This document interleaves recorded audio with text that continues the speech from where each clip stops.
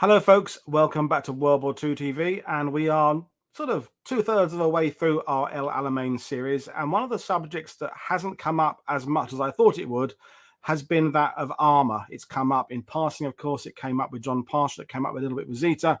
It came up a little bit with Craig Tibbett, talking about the Australians, and with regard to the New Zealanders, but not really as a kind of a big subject, which kind of surprised me. But before I introduce my guest, I just want to remind people that if you are new to the channel, we've got quite a few new people in over the last few days. Thank you for giving us your attention. If you haven't subscribed yet, please consider doing so. Make sure you click the little bell so you receive the notifications and updates.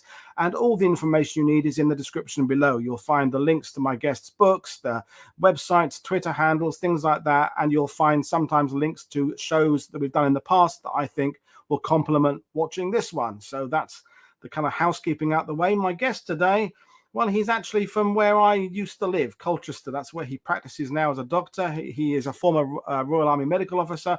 Stephen Keoghane is an expert on the Royal Wiltshire Yeomanry, and that is what we're going to be talking about. So I will bring Stephen in now. So good evening, and how is sunny Colchester today? Well, you're not in the town now, but how was it today?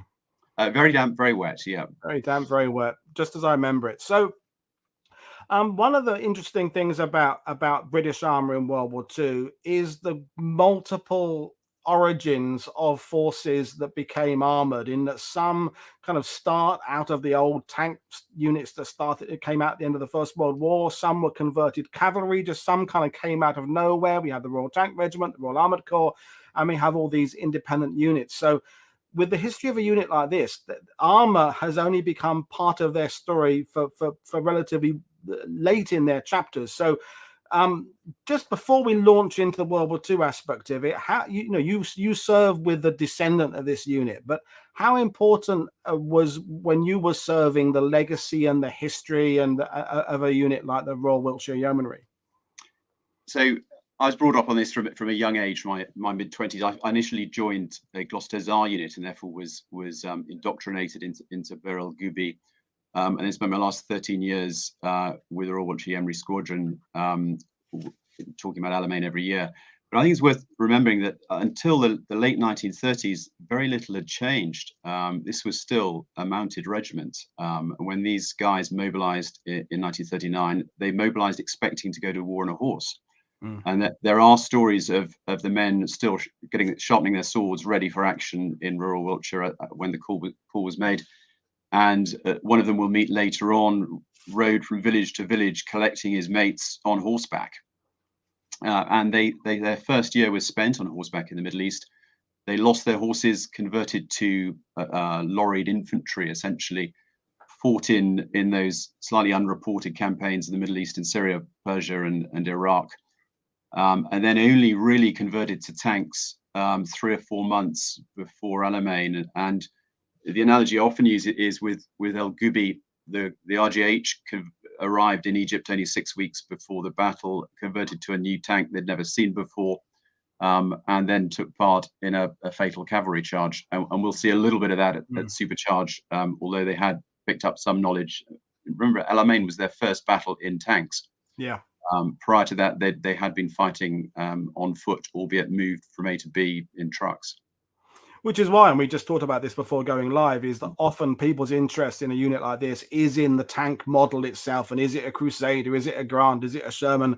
And they then big up the various qualities of the tank they particularly like, and it becomes that kind of top trumps version of World War II. But in fact, as we will find out, it's more about the men, more about the leadership, more about those that command it and their attitudes to war, and what is essentially mobile warfare. Because mobile warfare, whether you're in a tank, on a horse, or in lorries, some of the principles are the same. But folks, we will do questions as we go along today, and then we'll do some big ones if there are any at the end. But Stephen's come with a PowerPoint he will control, and he will take us through this history. So I'm really excited about this one, because I say tanks did not come up as much as I thought it would in these 2 weeks, and now there'll be a deluge of discussions about tanks in the next few days, I think. But over to you, Stephen.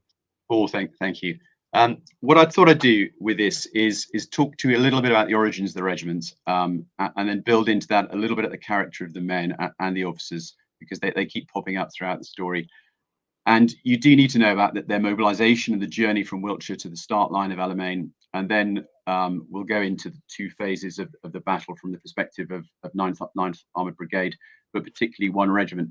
Whenever I hear talks or listen to talks about Alamein, it is always at the brigade or divisional level, and I think sometimes it's quite useful to look at the human story of individual men down to troop level. So the Royal Wiltshire Yeomanry was formed in 1794, like all the yeomanries, as an antidote to the threat of French Revolutionary Army invasion.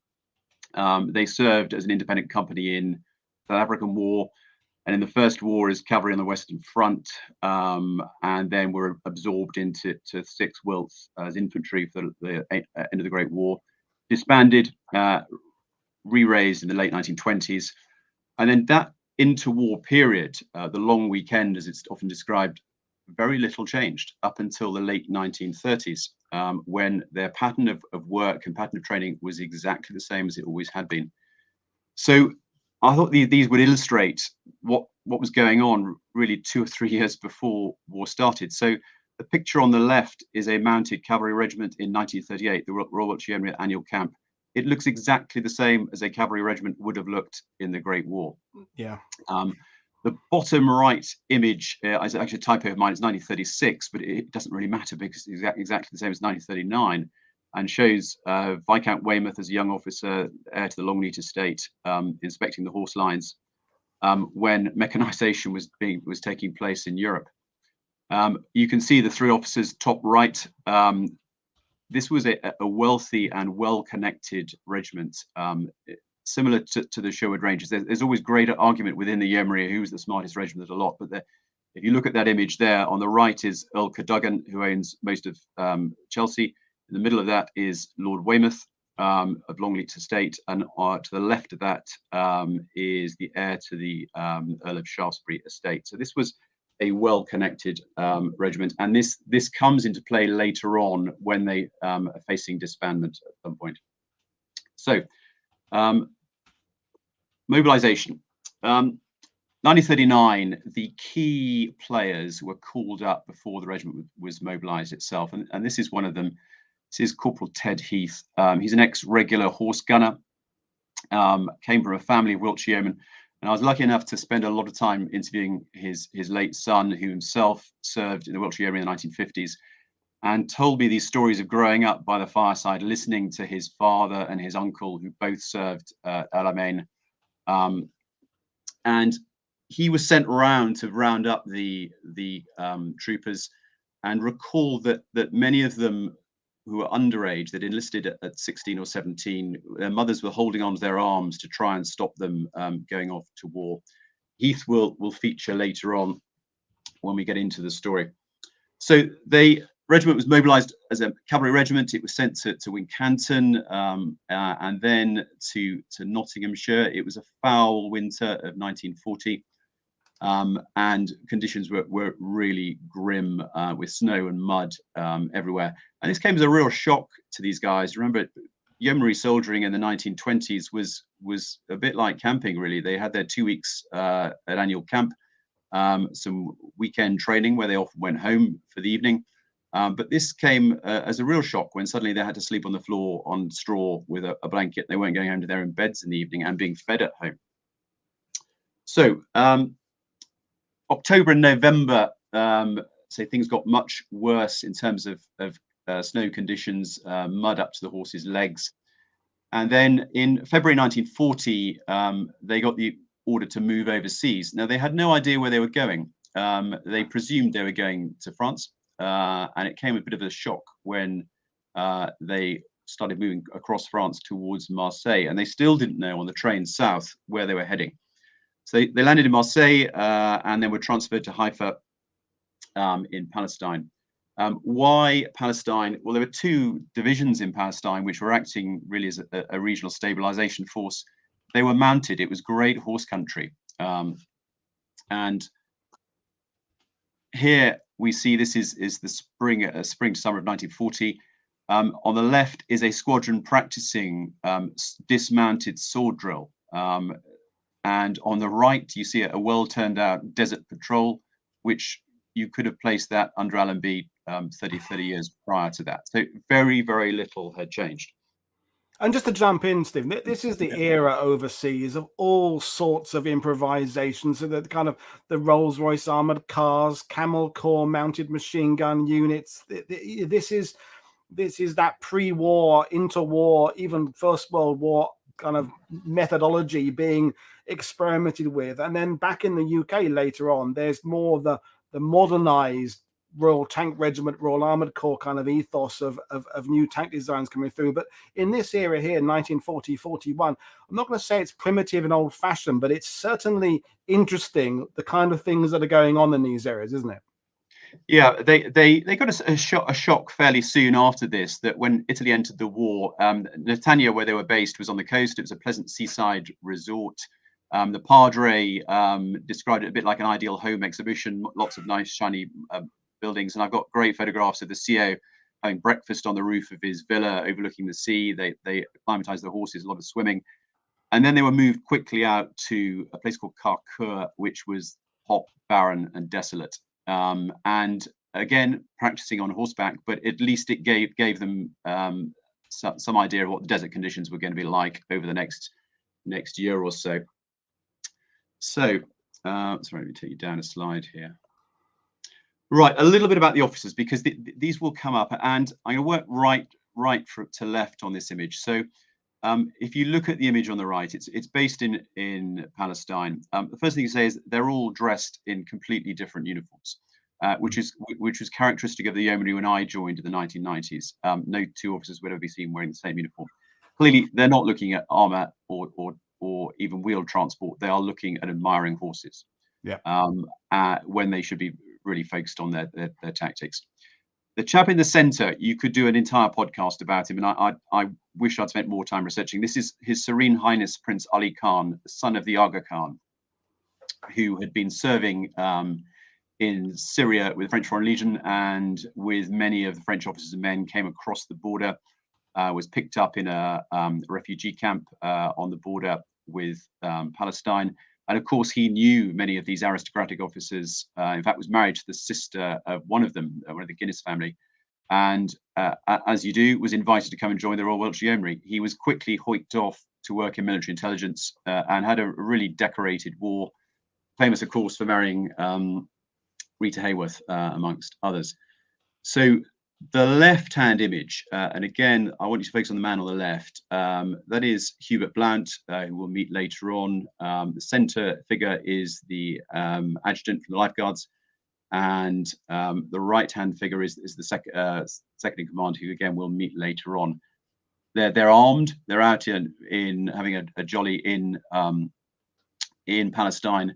But again, that photograph could have been taken 30 or 40 years prior to that. Right. How did they get to Alamein? Well, as I've shown you, they've landed in Haifa and were involved in the move into Iraq to try and help the garrison at Habeniya. From there, guarding the oil pipeline across Iraq in really grim conditions. By now, they'd lost their horses and were converted to Morris trucks, covering huge distances in these open trucks. And then their real challenge happened when they moved into Syria, particularly at Palmyra. And when you talk to there's one veteran left who was bayoneted, in fact, at Palmyra. And the memoirs of the quartermaster, one of the last phrases in his book was that throughout the entire war, even taking into account Alamein and the misery of Italy, Syria outranks any of them in terms of unpleasantness and absolute fear. Because they had no decent equipment. They were still armed with rifles, the occasional Hotchkiss gun, appalling temperatures, lack of water, and more importantly to all of them, they had no air cover early on at all. So they were relentlessly strafed and machine gunned. So through Syria, back into Iraq for a while, hanging around the oil pipelines at Kirkuk. And then this bizarre expedition into Persia, where they moved up to Tehran, paraded with the Russians who had moved south, had a great booze up in Tehran with Russian vodka, and then made this enormous journey of just under 1,500 kilometers in the back of old beaten up trucks in the sun back to Palestine, where the conversion to armor was about to begin. So I'm just going to go back into my other computer. So spring of 1942, and again, some characters who we'll hear from later in the battle. So the commanding officer who'd taken the regiment to the Middle East had reached the end of his tenure, and the decision was made to convert to armor. And the man on the right, Major Thin, was the second in command and should have taken the reins, but he had no experience of tanks whatsoever. He was a horseman related to the Longleat family. So he was posted to military intelligence in Cairo, and actually had a really interesting war, running double agents out of Cairo, and was promoted to lieutenant colonel. He had a distinguished career thereafter. So in came Lieutenant Colonel Sykes. He had come from the Queen's Bays. He'd been involved in armor since 1936 and was experienced. And on his right is Major Gibb, who was a Wiltshire Yeoman, his second in command. Renowned polo player, had been part of the Happy Valley set in Kenya as well, and a popular officer.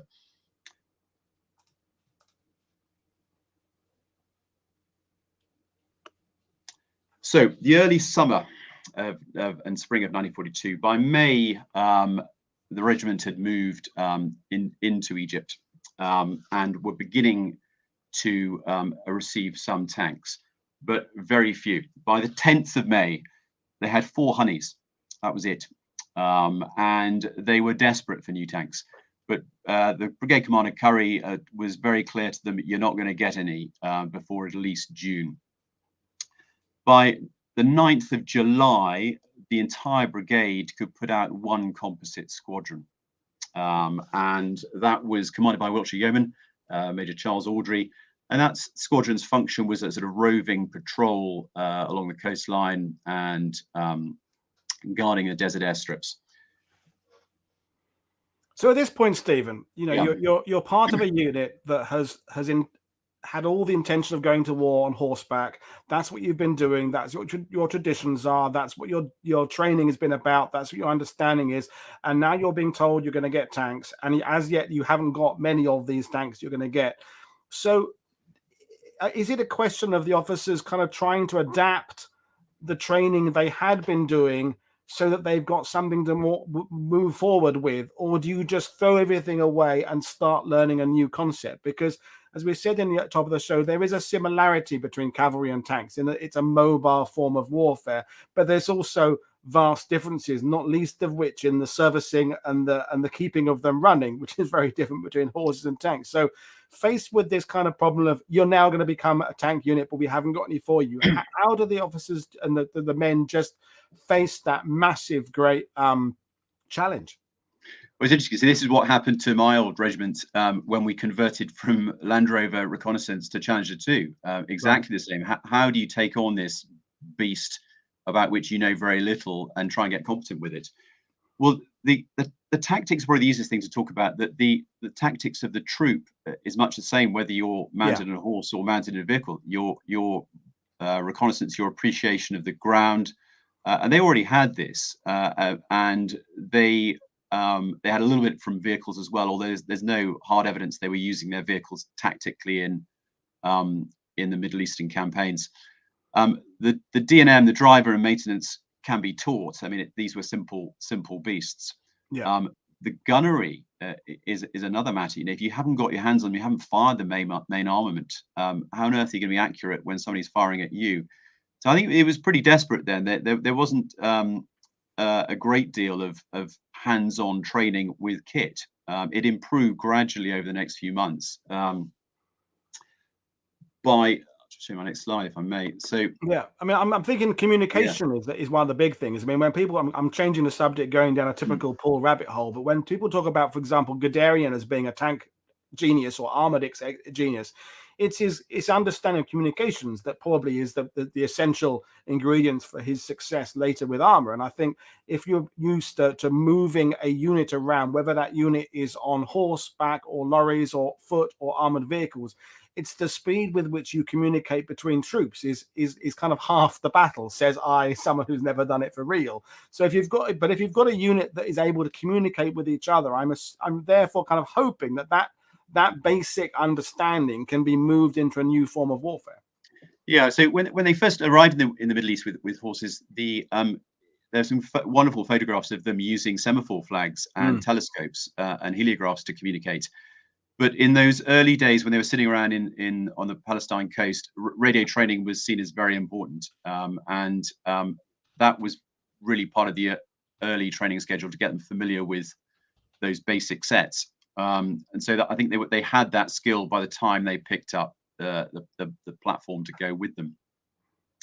So if we go a little bit further forwards, the famous image of Churchill visiting on the 8th of August with Brooke and McCreary, he primarily inspected the Warwickshire Yeomanry, who were part of the brigade, rather than the Wiltshire Yeomanry. But at the end of his inspection, as always, he gathered around the squadron leaders, COs and the adjutants. And at this point, so we're now on the 8th, 9th, 10th of August, the tank strength was still not great. This is a regiment's worth of tanks. They had 17. They had 9 Crusaders, 1 Stuart, 2 scout cars at one point prior to coming up to 17. Churchill, of course, promised them Shermans coming out of their ears, which they did eventually get. And the one take-home message I got from this, from reading memoirs and reading diaries, is that this had a massive effect on morale. They suddenly felt wanted. And most of the primary source accounts I read show them the morale went up significantly. It's worth saying at this point who else was in the brigade. 9th Armoured Brigade at this point consisted of the Warwickshire Yeomanry, exactly the same position as Wiltshire Yeomanry, converted from horses, and the 3rd Hussars. The 3rd Hussars did have a background of tanks. The Yorkshire Hussars had been in the brigade with them in Palestine, but were moved out. And so 2 Yeomanry and 1 regular regiment. So by the 17th of August, the brigade had enough tanks for 1 regiment. We're 2 months away from Alamein now. So 9th of September, 9 Shermans, 1 Lee, 1 Grant, 19 Crusaders. It's looking a bit better, but still 4 different types of vehicle to keep the quartermaster busy. A number of, I think there are 3 types of fuel: high octane, standard petrol, and diesel thrown into that as well. So Montgomery inspected 9th Armoured, as we know, on the 30th of September. He was no stranger to the regiment. This is a letter Montgomery wrote to the commanding officer when he was the brigade commander in Aldershot in 1937, thanking him for his visit. But he was well known for his dislike of mounted cavalry in the late 1930s. He thought them outdated at that point, and now had 2 regiments under his command who had only recently lost their horses. So we're moving into Lightfoot now. Let's just look at the tank numbers, the finalised tank numbers prior to the battle itself. So RHQ had 1 Grant and 2 Crusaders. A squadron, one of the heavy squadrons, so to speak, was 14 Shermans. B squadron had a real mix of early and later marked Crusaders and some close support Crusaders as well. And C squadron, 15 Grants. So the information we have on this is really good. On the right is one of the squadron leaders' notebooks, which lists tank by tank the crew lists as they change throughout the campaign. So early October, the ORBAT has now been finalised, and combined arms training starts with the 2nd New Zealand Division. And this is really important. There was a huge effort to integrate them and to try and get a grip on combined arms training. The New Zealanders, as we know, wore the Fernleaf, and all 3 squadrons in the brigade, 3 regiments in the brigade, sorry, were invited to wear the Fernleaf on their tanks and vehicles, and the regiment, the 2 Wiltshire Yeomanry squadrons still do wear the Fernleaf. The Freiburg, commanding the division, invited the officers to dinner to get them to mingle, to know each other, not just the armour, but the infantry and supporting arms as well. The infantry were invited into the tank lines to inspect the shiny new Shermans, and vice versa. The tank crews went to meet their infantry.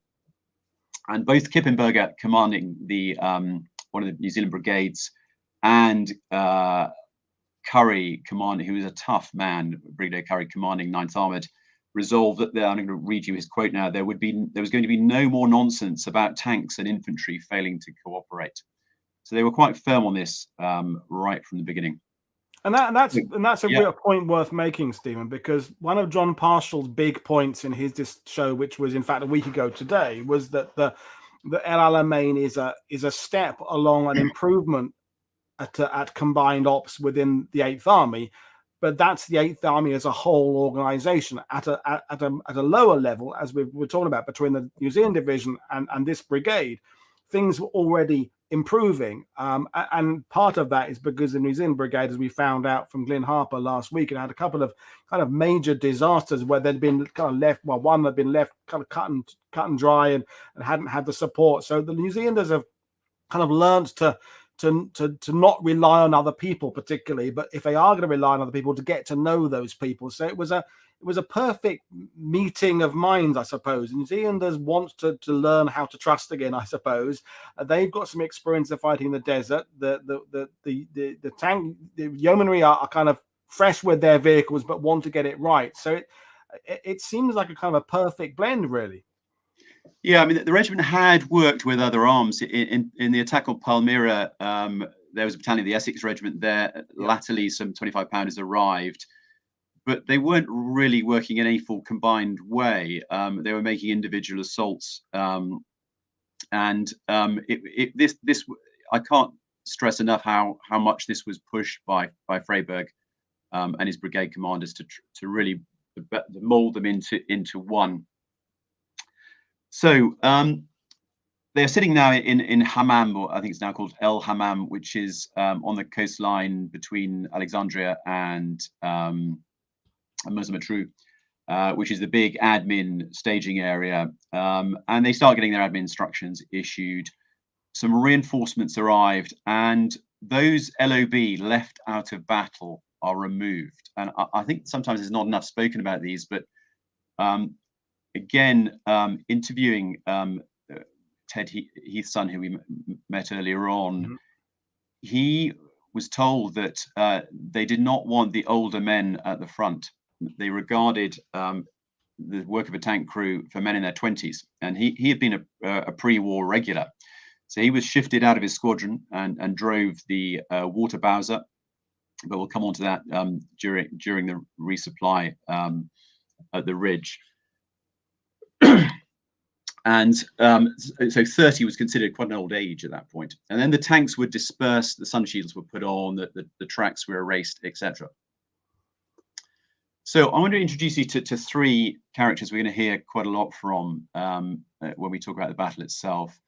On the left is Hubert Blount. That is James Blunt's, the singer's, grandfather.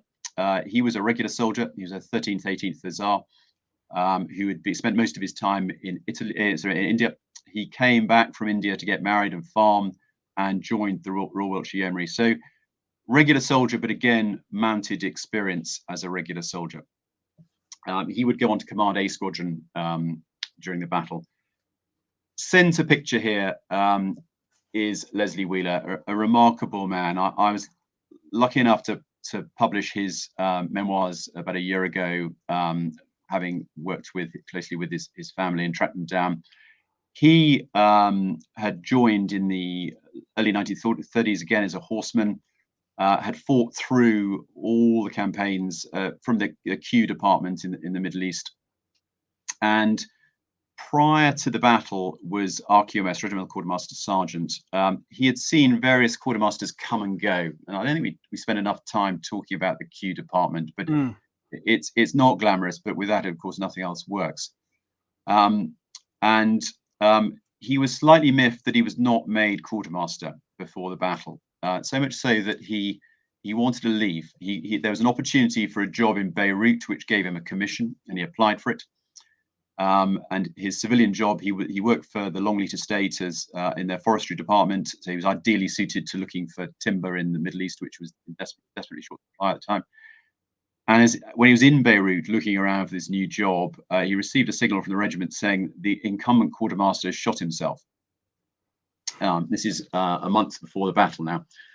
Please come back immediately. And he did, and he was promoted, and he had a very distinguished war, particularly in Italy later. Interestingly, the incumbent quartermaster had come from outside the regiment. Although Wheeler regarded him as a nice man, he thought he wasn't up to the job. And in fact, Wheeler was doing his job for him most of the time. When Wheeler left, the quartermaster, who was a Royal Dragoon, was unable to cope. So we'll hear more from him later. On the right is young John Bartholomew. This is a newly commissioned second lieutenant who joined just before the war. Bartholomew family are, of course, of Wadworth's brewery fame, and 6X is a great favourite amongst Wiltshire yeomen to this day. The brewery is opposite the Bear Inn in Devizes, where the regiment was raised. And this shows Bartholomew. He'd missed his last annual camp at the Equitation Centre in 1939, getting his military training and horse jump in show jumping prior to being mobilised. And we'll hear from him, his tankies are mobilised and he's taken prisoner during the battle itself. So those are three people we'll hear more of. Right, let's talk a little bit about Lightfoot now.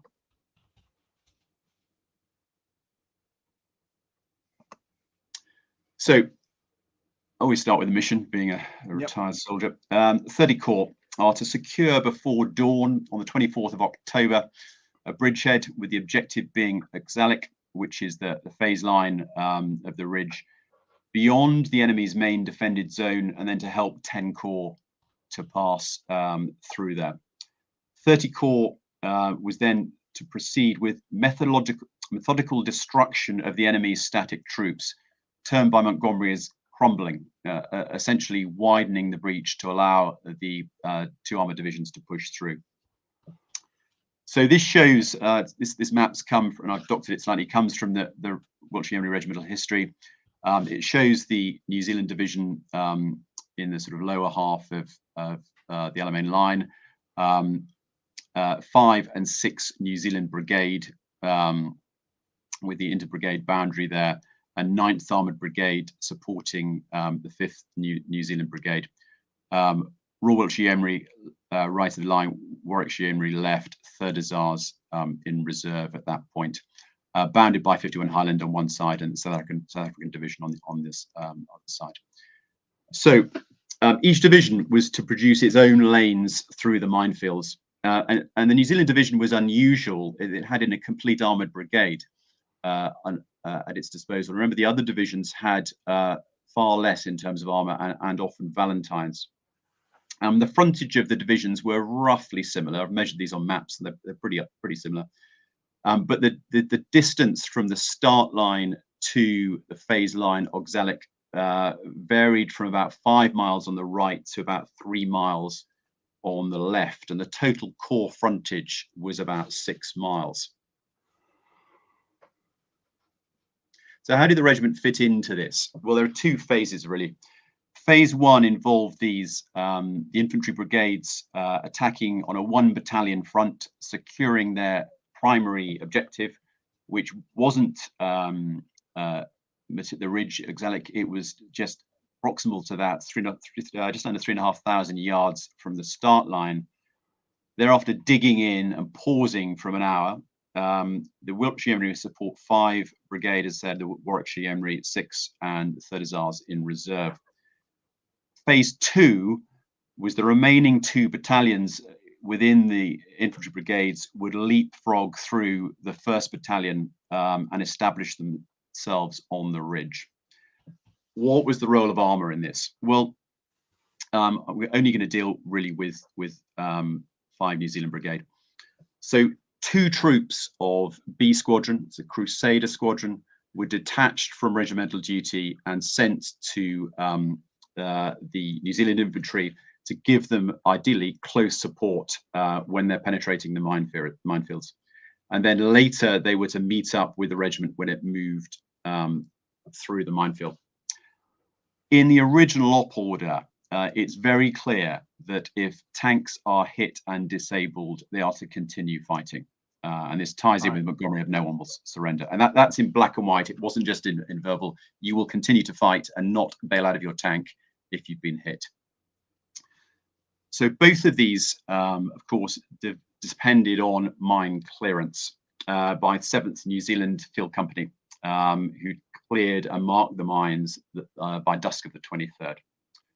So I'll just take you forward a slide now. And just a question. I think I'm following this perfect. Is that they are given this mission completely? It's set. It's wrapped up. It's a plan. It's been formulated. There's not much freedom for any commanders, either brigade or regimental level, to do any improvisation to it. Because what's interesting, and we learned with Cedric Mass on the first show, is the Free French attack, which was happening, well, kind of slightly ahead of it, but concurrently. Because theirs was considered a kind of diversionary plan. They were given a bit of freedom to move in the directions they wanted to go. So it's just interesting, because we've talked a lot about Montgomery's leadership style, is that for the diversionary phase, he's giving some leeway for the orders, but with this, it is straight out of the box. Is that right? Yeah, I mean, it shows his grip on the divisions, doesn't it? That he'd replaced people who he felt wouldn't follow his orders with people he felt would follow his orders. Curry, the brigade 9th Armored Brigade commander, had told, and he was a horse gunner, but he was considered hard as nails by the regimental commanding officers. Had told them that he could expect 100% casualties in some of these regiments, but regardless of that, they would continue to push on. And Montgomery was very, very clear that this would not fail. Wow. It doesn't achieve its objective, as we'll see later on. The image on the left is from Wilhelm Wessel, who was Rommel's official war artist, and I guess is as good a picture as any of the minefields and the Devil's Garden, these sort of interlocking boxes defended. Remember, there were defending troops within the minefields as well. They're up to 6,000 yards deep in places, containing roughly about 500,000 mines, but not any mines captured ordnance as well. So many of there were shells that were uncapped, linked by wires, sort of akin to the sort of daisy chain effect in Afghanistan of one goes off, the rest go off. So the warning order for Lightfoot was issued on the 22nd, but the final battle orders the CO issued only at 8:30 on the 23rd. And the CO then took his squadron leaders to a slight raise. Remember, this is desperately flat desert. Other than the ridge, which is really a gentle rise, it is desperately flat. But he found an area which was slightly raised and gave them an appreciation of the ground. And they could sort of see the ridge in the distance. The remainder of that day before Lightfoot was spent with battle prep, which hasn't really changed now, making sure your vehicle runs, making sure you're full of fuel, making sure you're full of ammunition, making sure your soldiers are fed and have had some rest. So after dusk, the New Zealand engineers had cleared the lanes. There was one lane out and one lane back. And the lane out was about twice the width of the lane back. I think it was about 18 yards compared to 9 yards wide.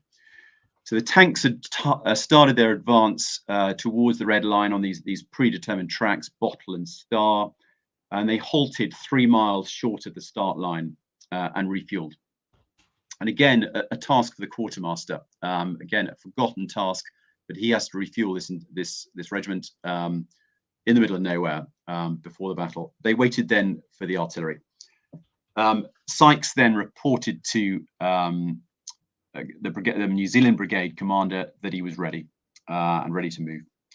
By about 4 a.m., the infantry had reached their first objective, which I said was about 3,500 yards from the red start line. But the Crusaders that were meant to be supporting them from B Squadron were nowhere near. They were stuck.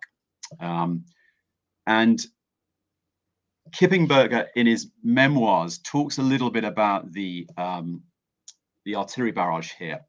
That you can see it's sort of a wedge-shaped approach to the ridge. The first objective was 2,500 yards wide, but it increased to 4,800 yards on the final objective for the same number of guns.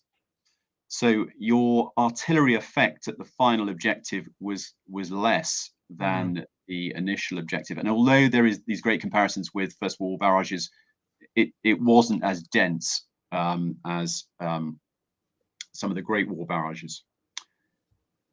The other point he makes in his memoirs, which are a great read, and they're freely available on one of the New Zealand websites. I'm really impressed when I read those. He makes the point that the barrage was too slow, that it was advancing at 100 yards in 3 minutes, but the infantry could move faster than that.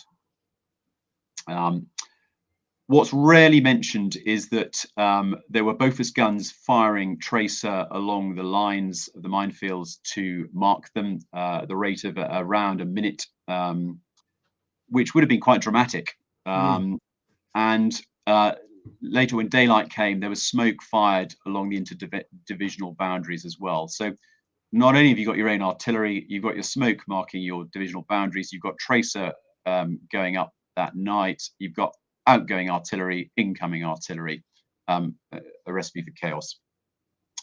So a little bit about the mines, and there are a couple of people I need to thank for this actually. Sean Scullion, who's from the Royal Engineers Historical Society, and he put me in touch with Major General DZ, retired, who is the subject matter expert on Alamein mines, and he was very generous in some of the material he's given to me, particularly about Scorpions. So the division had 3 Scorpions. Scorpion, as we know, a predecessor to the Sherman flail, essentially, on a Matilda II chassis. They were not as effective, though. They were considered unreliable, lots of breakdowns. The division had 3, and they were really just an additional asset to traditional Royal Engineer mine clearance. Bizarrely, in the New Zealand sector, they did perform better than elsewhere on the Alamein front. So the engineers had cleared up to, you see the right-hand picture here, up to the ridge itself, but they had not cleared beyond the ridge. These lanes were midway between the approach tracks, and they were marked by hurricane lamps. And I think it's worth thinking now about the armour moving through here. They moved nose to tail. And my recollections of following, and it's night, of following wheeled and tracked vehicles at night across Salisbury Plain, that it's really difficult. You're tired, it's noisy, you're trying to see a tiny convoy light in a modern armoured vehicle ahead of you. They haven't got these, and the dust is everywhere. The visibility was now down to a few yards only. And it was described in one letter as the effect of a traditional London pea soup fog, appalling visibility. The Scorpions were slow and they broke down a number of times, which held up the advance. But worse than this is they were tearing up mines which were not detonating. So the mines were being flung like cricket balls behind them onto these 2 troops of Crusaders. So there weren't many of them left. Now, the infantry knew that they were struggling and had in fact put out extra mine tape to mark them, but still with almost zero visibility, the Crusaders were crossing the mine tape barriers and detonating mines in uncleared parts. So let's go back to these troops. They'd left the main body of the regiment at 3 o'clock that afternoon to be attached to the infantry well before the battle started, and their plan was to rejoin the regiment when the regiment pushed through. But only 2 of them emerged from the minefield, and the remainder had detonated or been hit by flying mines thrown out by the Scorpion. So the aim was to have infantry on the forward slope of Miteiriya Ridge by dawn, with armour supporting that. And it's getting really tight now that dawn is approaching. And I'm going to read you Hubert Blount's letter, an account of this. A squadron emerged from the cleared lane through the minefields about 15 minutes before first light, intending to, remember, A squadron is a Sherman squadron, intending to deploy into battle formation at once. Visibility was now only a few yards, and there appeared to be areas faintly distinguished by a low single strand of wire, which seemed like uncleared mines. So we remained closed up in single file until we'd gone forward for another quarter of a mile. Again, flat ground over the other side of the ridge, and it suddenly dawns on them there is a minefield that has not been cleared. This is a sort of saucer-like depression. I can show you a picture of Miteiriya Ridge. Right, so this just really shows the positions of the tanks at the varying dates, and again came from the regimental history. Interestingly, at the bottom of the screen, it shows less Wiltshire Yeomanry at the forward slope of Miteiriya Ridge, but there were some tanks there from the regiment, but not for very long. So some images of the battlefield. The one on the right I only acquired this week, actually, very kindly came from the Queen's Royal Hussars Museum. Again, it's by Vessel, and I knew this existed. I had a black and white copy of it. I was desperate to trace a color image. And this shows the German perspective, again, drawn at the moment, looking at the ridge itself. On the left is one of the very few photographs we've got of Wiltshire Yeomanry tanks. That the Wiltshire Yeomanry straight and the 3rd Hussars have far more.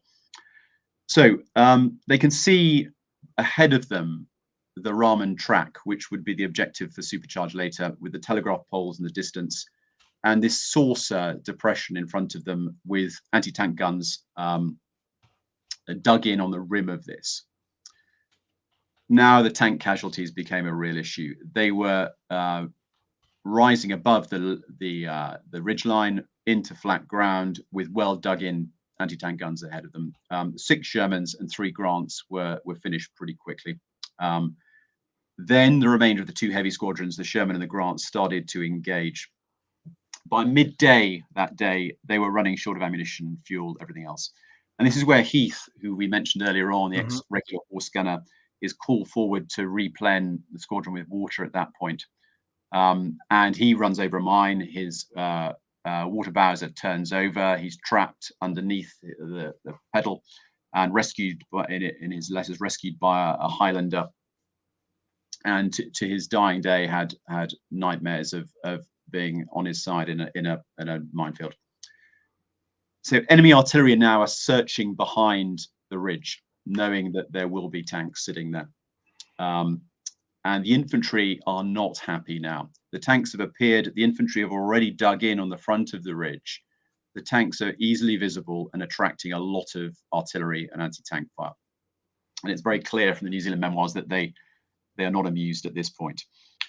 The CO is now badly wounded. He's brought up his RHQ, and a shell bounces in front of him. A splinter hits him in the chest. His second in command, Major Gibb, we met earlier on, is away at brigade headquarters. And so Viscount Weymouth briefly takes over command. By midday, it had quietened a little bit, but then it was more heavy shelling that afternoon. And what about the expected counterattack? We're expecting it at some point. Well, they do appear. Although all the regimental histories and the formal histories say there is no formal counterattack, the tanks appear. Some say 40 on the opposite ridge. Some of the heavy, the Shermans start engaging them, but they never really do anything and they disappear. Why that is, we'll never know. Is it the absence of Rommel? Is it the fact their artillery cover is not as good? Is it there is no air superiority? But the A squadron leader certainly describes causing havoc with his 75mm among this column, which are just hovering and doing nothing, and then the column heads off.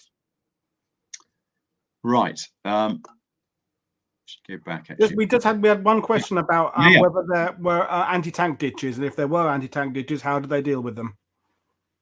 So they hadn't really. Ditches. Sorry. Yeah. I've in all my reading, I've never come across that actually. It seems to be mines and wire and steel posts rather than ditches. I may have to wait to the engineer talk actually later in the week to find about anti-tank ditches, but it's not really mentioned. And they certainly didn't have in their all-bat any specialized vehicles to deal with those. And the sand was incredibly soft, remember, as well. So yeah. And the tanks that were seen that didn't kind of actually carry out a counterattack, but were there. Ian is asking, were they German or Italian? Well, as we know, so tank identification at 1,000 yards or so is never easy in battle. They're listed as probable Panzer IVs. That's what all of the accounts are on them. A good historian's answer there, when not committing completely. That's how I would have done it. Yeah, it's the whole tank recognition thing. Living in Normandy, every single tank everybody encounters is always a tiger. But yeah. So I'm going to go back to Bartholomew now. We saw this young second lieutenant doing his pre-war annual camp show jumping, and he's 18, I think 18 or 19 at the time. He's very excited because he's bought himself a new sword and a smart new uniform from the regimental tailor, and he's sitting in his turret wearing this pair of cavalry twill trousers, and his diaries, which the family very kindly gave me to look at, describes him getting very upset because he slipped into the turret as the artillery appeared and ripped them from foot to crotch, which seemed a great concern to him. But shortly after that, he was hit anyway. And he quotes, "I should add that both my 6-pounder," he was a Crusader commander, obviously, "and Browning machine gun had jammed, my only weapon being my revolver, which I used constantly from the top of my tank. With what success, I am not sure." Wow. Bartholomew was a prisoner of war and spent the rest of his days in Italy and then Germany. So one of the corporals, Corporal Bill Rendell, joined the regiment in 1938. He was the radio operator in Major Hubert Blount's tank, which was soon disabled. Blount was badly burned. And his diary is interesting reading. "It wasn't long before we were hit. The shot came in and touched my arm and went straight into the engine. We knew we had to get out pretty quickly as there were flames all around us. The squadron leader jumped out and he was badly burned. The gunner was also injured and was blocking my escape route. I managed to push him out. We both fell off the tank. And despite being badly injured, they both managed to get their way back to a casualty clearing station." So going back to the battle, the ridge had been taken. The infantry were sitting at the front of it. There were tanks forward of the ridge, despite what many of the formal histories say, but not for very long. There weren't many tanks left. There was now 1 Grant and 3 Shermans remaining running. A number have been immobilized. And that evening at 6 o'clock, the brigade commander told Alistair Gibb, the second in command, who's now in command, that they were to withdraw. So they took themselves off to the brigade reinforcement area and repaired and refitted. Now, what did they do there? Firstly, the tanks they took over were in an absolutely shocking state. Many of them had been pulled off the battlefield. The guns were jammed. Many of the radios didn't work. There were human remains in some of them. As they were being shipped out, the quartermaster in his memoirs describes incoming troops who had yet to go forward, shouting "windy, windy" to these guys as they came off the battlefield, not knowing that they had just come out of burning tanks. So they refitted for a few days. The division had 1,500 casualties in Lightfoot, and Montgomery was keen to push on, as we know, but Freyberg managed to convince him that for the second stage of Supercharge, that he delay it by a day to try and so he could consolidate his division. So the 28th of October, these new tanks were received, new in inverted commas, they certainly weren't new. The 30th of October, they moved up to El Alamein railway station, and the attack was then postponed from the 31st to the 1st. Freyberg's plan this time was to attack, as we know, on a 2-brigade front. Those are the tank strengths going into the second phase of Supercharge. RHQ, 1 Grant, 5 Crusader 2s, A squadron, a mixture of Grants and Shermans, B, sort of a mixture of everything, and C, even a Lee has crept in there somewhere. And so imagine being the quartermaster here. He's got huge numbers of different engines, different fuel, different ammunition. Or some of these tanks obviously have two types of ammunition, and then you throw in the HE and the armor-piercing ammunition as well. Thankfully, many of these tanks still had rounds on board, because the QM says that if they hadn't, he wouldn't have been able to resupply them. So the second phase, it starts on the 1st of November, today, and the regiment moves from Alamein station along the tracks, predetermined tracks, Sun and Boomerang. And the mission, what is the mission? The mission is to cross the infantry line at 0545. And again, it's pretty similar to Lightfoot. Under a moving barrage, occupy the rising ground ahead and be prepared to resist the expected Axis armoured counterattack.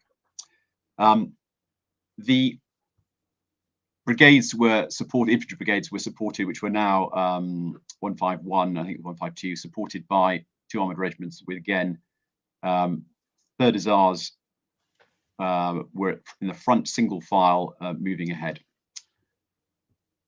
So essentially the mission here was to push through and to draw out the enemy armour. And when I wrote my notes for this, I thought, where else have we heard that before in North Africa?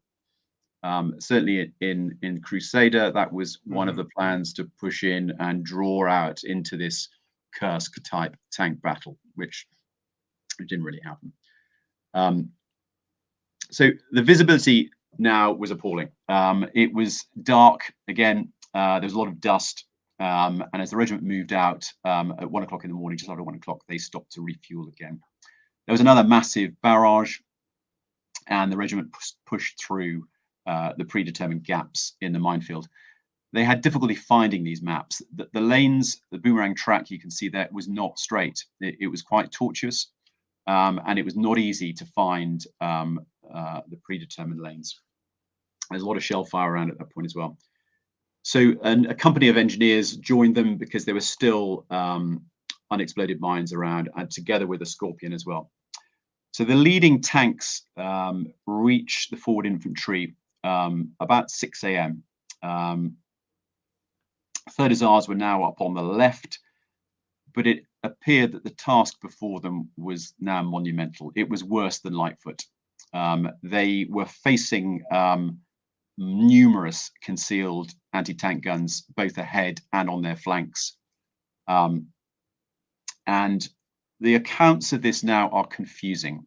Even the formal regimental histories say they are confusing. There are many first-hand accounts, but really the visibility was so poor, the confusion was so rife, that it was difficult to know what was going on in a tank next to you, let alone what was going on to the squadron on your right. And we have one veteran left who's 101, who was at Alamein. And when I interviewed him, of course, he doesn't really know anything else than what's going on in his own vehicle. And that would be the same now in the British Army, that a tank driver knows about his own tank and might know about where the rest of his troop is, but who alone knows where the rest of the squadron is, and certainly not where the rest of the regiment is. So there was great confusion. But what we know is that the regiment arrived on their objective, and it overran gun pits, but the squadron was now silhouetted against the dawn light. There were big numbers of mechanical losses. A and C squadrons were now halting and engaging tanks on their flanks. They were meant to get artillery support, but the Foo had been wounded and is Stuart, so there was no real artillery support called forward by the tanks at that point. There were no comms with the anti-tank guns, New Zealand anti-tank guns, who for some reason had dug in behind the armour, the British armour. So we're not really that useful at that point. So my next slide. Again, this shows the divisional mission with to punch a hole 6,000 yards deep, allowing 10 corps to pass through, pretty much identical to Lightfoot, really. Right, this is, I love this picture. This is by the great wildlife artist David Shepherd. The original hangs in the Army Reserve Centre in Swindon. And it shows the sort of dawn light breaking and Crusaders overrunning gun pits. The artist's daughter very kindly allowed me to use this in one of my books and the presentation today. And on the right is the squadron leader's pennant, which still exists in the Army Reserve Centre in Bovington, actually. So one interesting fact that the Crusader crews knew that this tank was really not up to it in terms of charging anti-tank guns, and they had convinced the fitters before Supercharge to break the seals on the rate limiting, I'm not a great mechanic, on the engines. So it gave them some extra speed, which they didn't have for Lightfoot. It was not meant to happen, but the fitters bought into this. So ammunition now is really low. The brigade knows about this, but has told them, you're not coming back. Hold on and keep firing. As dawn breaks, they're still there and they're exposed, and it's beginning to fall apart. The anti-tank guns now are methodically picking off the squadrons in a very sort of Germanic way. Smoke is fired, and although it does reduce the rate of fire a little bit, tanks are now seen approaching from the south, so on the left flank. And when they're seen, they are confused for the Warwickshire Yeomanry, and therefore they are left alone until they start engaging the regiment. So again, there was some evidence of a minor counterattack, not a thrusting counterattack, but a minor counterattack. Many of the crews when their tanks were immobilized and were unable to fire, had bailed out, but then they were running back into oncoming infantry fire as well. CO's hit, adjutant bails out, and they managed to get back to what he calls a gin palace, which I presume is an armoured command post. And at that point, he's only got comms with one of his squadrons, and he tells A squadron to take control of the battle.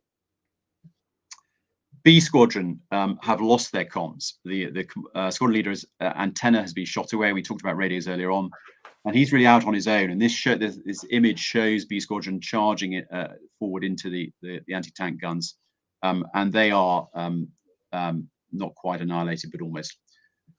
So it's 4 o'clock that day. Again, the regiment is withdrawn from the battle with only 4 tanks remaining. And later, 3 days later, the CO sat down and wrote to his troops. This action will be recorded in the annals of regimental history, and the epic of B Squadron, who had lost comms and pushed forwards of the other 2 squadrons, will live on forevermore. And I'll just read you another one of Blount's letters to his wife. Because we all, right down to the junior NCOs, knew exactly what we were fighting for and what we were up against, and the intention not only of our little party, but what was to happen along our line as well. So the information flow was good. We hung around a long time waiting for the artillery barrage, leaning our backs against the warm parts of the colonel's tank, gossiping while we waited for the order to go forward. It was jolly cold and too noisy for normal conversation, but the company was welcome at that stage. And then the report came through that the lane was cleared through the first minefield. Remember, this is the body of the main regiment. I went in front of my big new Sherman. There was a good moon through the early part, and in the leading tank, it was quite easy to see that the markings of the lane, and we got on very well till the end of the last enemy minefield, by which time our guns had lifted. Now Blount gets through the battle. Moving on to the next one.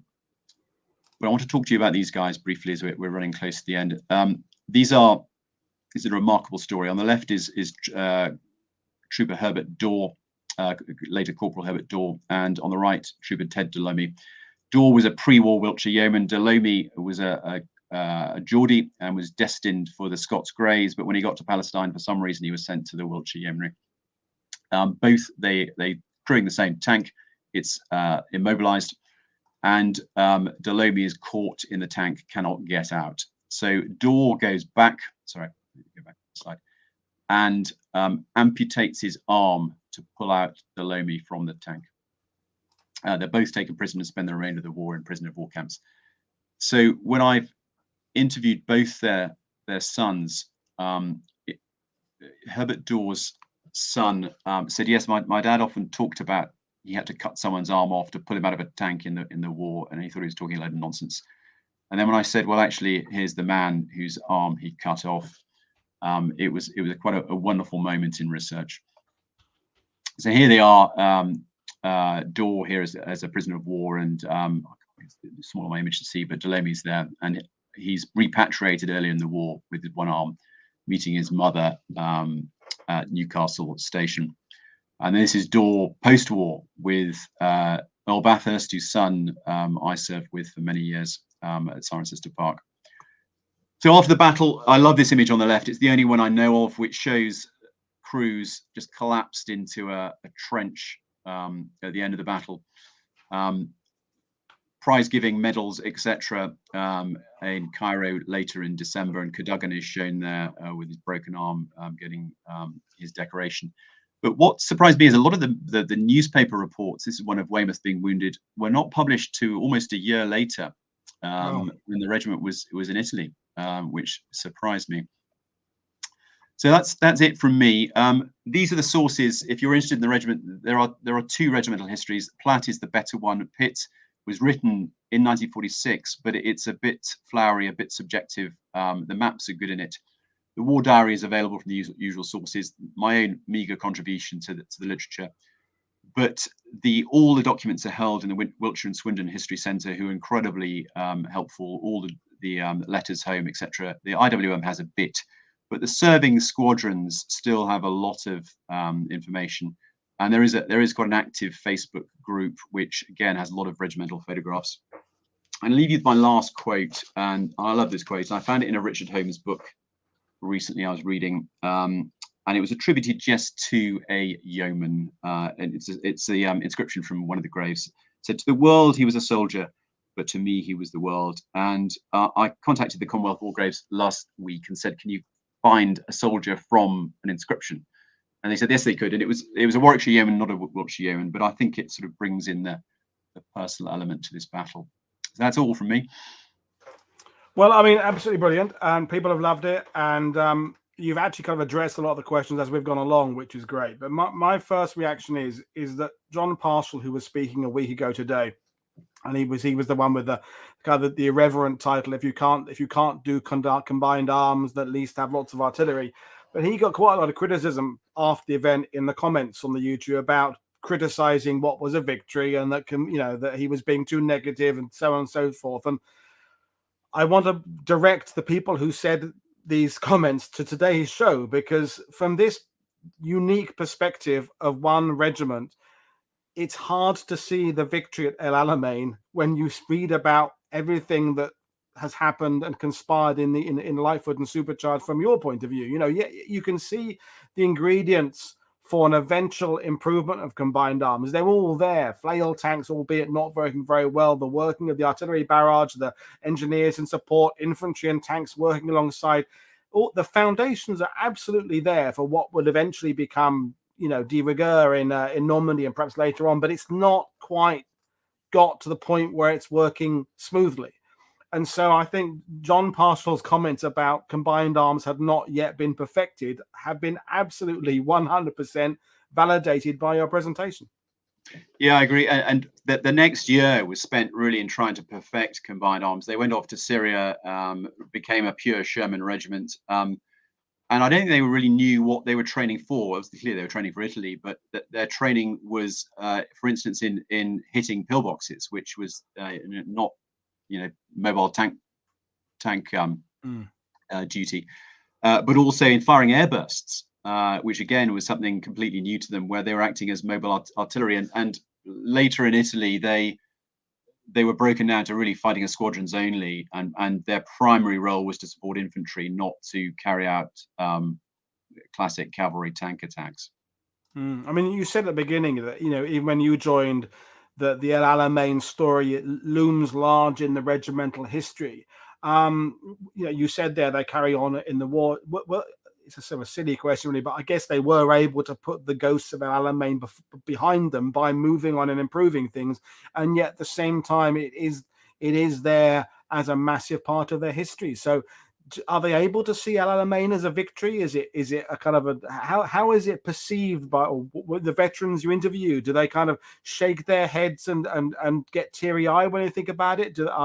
We've only got one left, and I wish I look back 20-30 years ago when I joined, when there were more of them around, and I wish I'd spent more time with them. But of course, as a young officer in your 20s, you're just really interested in boozing it up with your mates, not talking to old boys, which I wish I'd done. It is still, it's this time of year, there is an all ranks Alamein dinner, and usually the youngest soldier or the youngest officer relates the story of the battle. But but you don't see the bigger picture, and that's what always struck me until I started studying it more depth. That you always imagine it's the Wiltshire Yeomanry winning the Battle of Alamein, but it's one regiment, part of one brigade, part of one division, which doesn't see the pursuit through. So a small part, but they did achieve their objective, which is to put tanks on the forward slope of Miteiriya, albeit briefly. A lot of the problems were related to crossing the minefield, that it was underestimated how difficult that would be at night. And it was slow, really slow. No, absolutely, and it's why it's important to take something like the Battle of El Alamein and break it down and look at it from different points of view, which we have done. We've looked at it, even yesterday with the logistics and the naval aspect, and Mike Bechtold took us through the tactical air power, and now you've taken us through the armored aspect, and we will look at the mine clearing aspect on Thursday with Kip Cowell. So there's lots of room for further study of the El Alamein campaign. It is that midpoint of the war campaign that shows some of the ingredients of the successes later on, but also continues some of the mistakes of earlier. It's kind of it's a combination of those two kind of periods within the British Army. The learning curve of things not going very well, but the beginning, as Churchill said, the end, not the end of the beginning of the end, but the end of the beginning. In terms of further research, I mean, the other units, the Hussars there, the Warwickshires, is there any kind of work being done to look? There is. So the Warwickshire Yeomanry, if you're ever in Warwick, have the most fantastic military museum. I followed most regimental museums, but the Warwickshire one is in a league of its own. If you're ever there, do go. And the Queen's Royal Hussars Museum has just moved to Warwick. It's the Warwickshire Regiment Museum. It's a really good place to visit. My own interest now, I've moved slightly to the Essex Yeomanry, who of course were pretty much everywhere except in the BEF. And I hope to publish on that in 23-24. I'm doing that with the current serving Regimental Association, and of course they were at Alamein as well. Regiment, and in Normandy. And we hear lots of them in the Tales of the Sherwood Rangers. I'm sure you, in your other job, follow them. I think it was the 45th anniversary of D-Day, so 1989. I ended up in my old 1944 Morris C8 truck, driving 4 or 5 Essex Yeomanry vets in the back of my truck from Anel, where they had stopped to look at the emplacement that they had knocked out on D-Day. But they were told by the gendarmes and the authorities they couldn't use the main roads to get to Armis for the big ceremony whether the Queen was there that year, I really can't remember. So me and my friends in the Military Vehicle Trust, we just took them down the beach. It was low tide. So we just avoided all the gendarmes and the roadblocks and the authorities, and we drove straight down the beach to Armis from Anel, and we dropped them on the beach, and they only ended up being about 1 minute late for the ceremony. So that's my memory of Essex Yeomanry veterans. I'm very excited about that project because the regiment has incredible. The serving Essex Yeomanry Regiment Association has an incredible amount of material. All the archives are probably some of the best I've been in, and they have a full run of regimental journals. And in the 1940s and 1950s, there were still first-hand accounts and letters home being published. Wow. So they've given me the lot, and I've almost got too much on Normandy because I'm trying to cover the First War as well. But I've yet to write about Burma, and I've got about 20,000 words left. Right. Well, I mean, I can't wait for that one because as an Essex boy myself, and so the Essex Yeomanry have always been on the periphery of my interests, and but never really done a deep dive because the material hasn't been there and presented in one book. But it looks like it's coming, so I can't wait for that. And I can't wait to invite you back to come and talk about that in the future. So, well, that's it. It's been a great show. So, folks, tomorrow we're doing the Italian role in El Alamein. Julio's joining us again for his 5th or 6th appearance in World War II TV. So I'll see you all for that. But anything else? Any final points you want to make, Stephen, or should we close it out? No, happy to close down now. Welcome feedback. Really enjoyed it. Thank you. Yeah, no, brilliant. Yeah, so you can get in touch with Stephen via Twitter, or you can get in touch via me, or you can just leave your comments on the show afterwards, and we'll carry on the discussion. But from my point of view, it's been a really great evening. So this is Paul Woodadge for World War II TV saying I will see you all again tomorrow. Cheers, everybody. Bye. Good night.